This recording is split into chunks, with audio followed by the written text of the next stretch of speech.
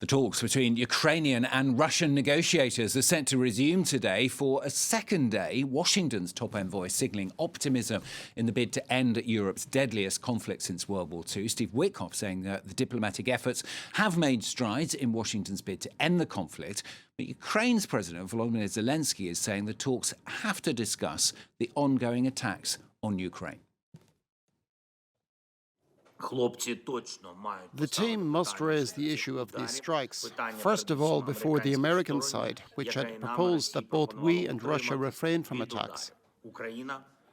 Ukraine is ready. We don't need this war. We always act in a mirror manner. We defend our state and our independence.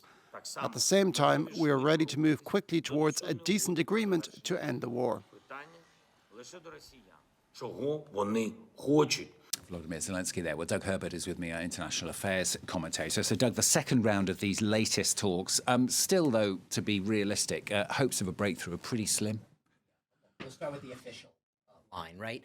A Kremlin source, tells the Russian-controlled propaganda newswire TASS, basically, that today's talks are on 5 tracks: territorial, military, political, economic, security. Okay, so that's officially what they're talking about. Let's put all of that aside.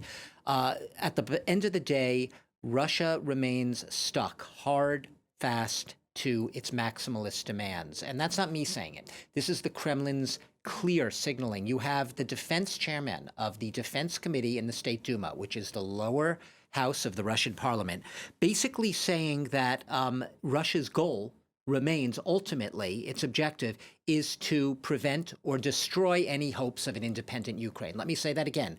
Russia's goal, the maximalist goal, the official policy of the Kremlin, is to destroy any hopes that Ukraine can remain a viable sovereign state. Might not be spelled out in the talks that way. Those are the goals.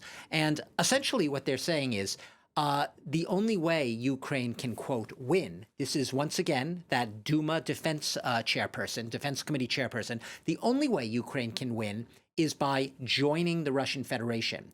So the message that the Russians are projecting, both to their domestic audience in terms of their false propaganda narrative, but also wanting the outsiders to hear, is that their technological and military superiority is so far superior to that of Ukraine that Ukraine would be a fool to keep on fighting, that if they know what's good for them, they should capitulate now and give in to Russia's demands or face months, if not years, of bloody, endless fighting on the battlefield. The problem with the narrative is it tends to be false.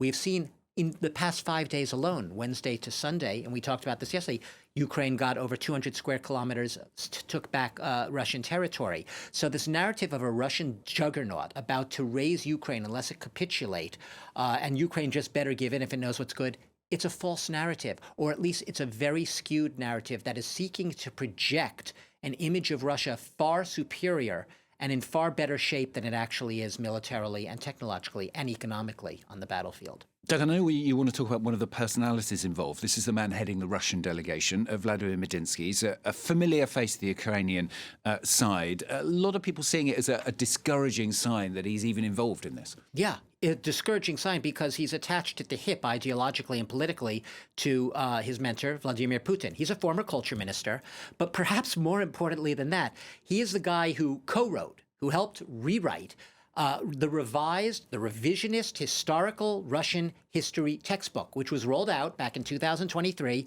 for Russian high school students. What were some of the prominent themes of these new revised Russian history textbooks? Well, one heaping phrase on Joseph Stalin, perhaps one of the most worst and brutal dictators of the 20th century.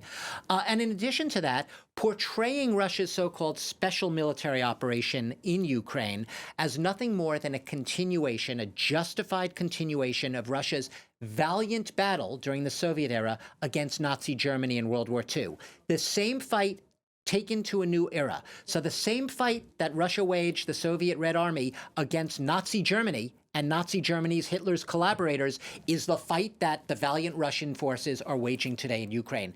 That's not, once again, I can't make this up. This is the official Russian narrative, a narrative that the diehards, including Putin and his immediate circle, and the man you just mentioned, Vladimir Medinsky, the head of the delegation, they believe it. Medinsky has been known in the past when he was first part of the talks way back in the early days of this war, first in Belarus and then in Istanbul. Those talks obviously collapsed. He lectured the Ukrainians, long lectures about Russian history as seen through a Russian prism, in which Ukraine had a bit role as its destiny being basically to be Russia.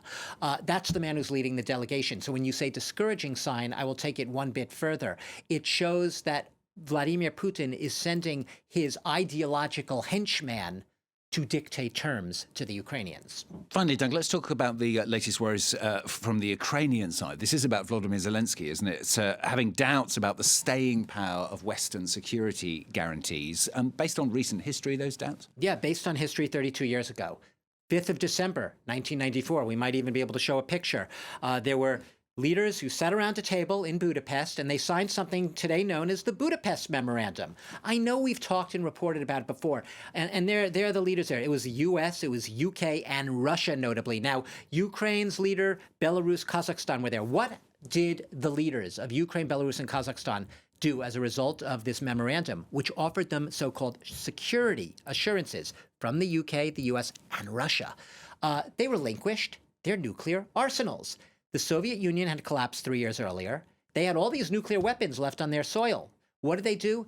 They agreed. The U.S. and others wanted them to get them out of potential terrorist hands or falling into the wrong. So give them all to Russia. So they gave all their nuclear weapons to Russia to be dismantled. In quotes, I say that. What happened? Well, we know what happened.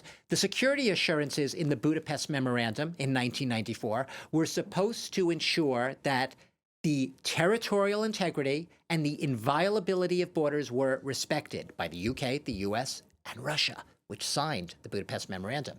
Now, Russia has a far different take on what happened in Budapest today in their propaganda narrative. But the fact of the matter is, when Zelensky looks back on that, he sees anything 32 years later of hard-clad, ironclad security assurances. He sees a memorandum which was not really adhered to, and proof positive is what happened after the Russian invasion in 2022. So right now, when he looks back on that, he cites that as proof as to why he is not just being whiny when he says, I need really ironclad security guarantees. A little piece of paper is not enough. I need to know exactly what you're going to do, and I need to know it now because we are being pummeled day after day by Russian forces. 32 years is not so long, is it, Doug? Doug, thank you very much. Doug Herbert, our international affairs commentator here on France 24.